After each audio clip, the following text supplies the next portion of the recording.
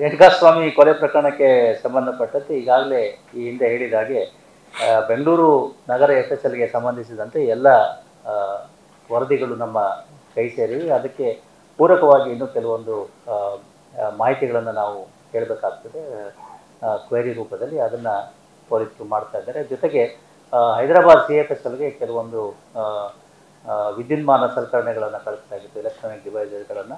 ಅವುಗಳ ಪರಿಶೀಲನೆ ಕೂಡ ಮುಗಿದಿದೆ ಅಂತೇಳಿ ಮಾಹಿತಿ ಬಂದಿದೆ. ಅದರ ಆಧಾರದ ಮೇರೆಗೆ ಅವರು ಕೂಡ ಆ ವರದಿಗಳನ್ನು ನೀಡಲಿದ್ದು, ಈ ಎರಡೂ FSLಗಳ ವರದಿಗಳು ಬಂದ ನಂತರದಲ್ಲಿ ಆದಷ್ಟು ಶೀಘ್ರದಲ್ಲಿ ನಾವು ಅಂತಿಮ ವರದಿಯನ್ನು ನ್ಯಾಯಾಲಯಕ್ಕೆ ಸಲ್ಲಿಸಲಿಕ್ಕೆ ಸಜ್ಜಾಗಿದ್ದಾರೆ. ಸಾಕ್ಷಿ ಹೇಳಿರೋರು ಮತ್ತೆ ಜೈಲಿಗೆ ಹೋಗಿ ದರ್ಶನ್ ಭೇಟಿ ಮಾಡಿ ಬರ್ತಾ ಇದ್ದಾರೆ. ಆ ಅಂಶ ನಮ್ಮ ಪರಿಶೀಲನೆಯಲ್ಲಿದೆ. ಅದು ಯಾವ ರೀತಿ ಕಾನೂನಾತ್ಮಕವಾಗಿ ಪರಿಶೀಲಿಸಿ ಅದರ ಮೇಲೆ ಮುಂದಿನ ಕ್ರಮವನ್ನು ಕೈಗೊಳ್ಳುತ್ತದೆ. ಅದೇ ಕಾನೂನಾತ್ಮಕವಾಗಿ ಪರಿಶೀಲಿಸಿ ಮುಂದಿನ ಕ್ರಮವನ್ನು ಕೈಗೊಳ್ಳಲಾಗ್ತದೆ. ಯಾವ ರೀತಿ ಮಾಡ್ತೀವಿ ಅನ್ನೋದನ್ನ ಇಲ್ಲಿ ಹೇಳೋದು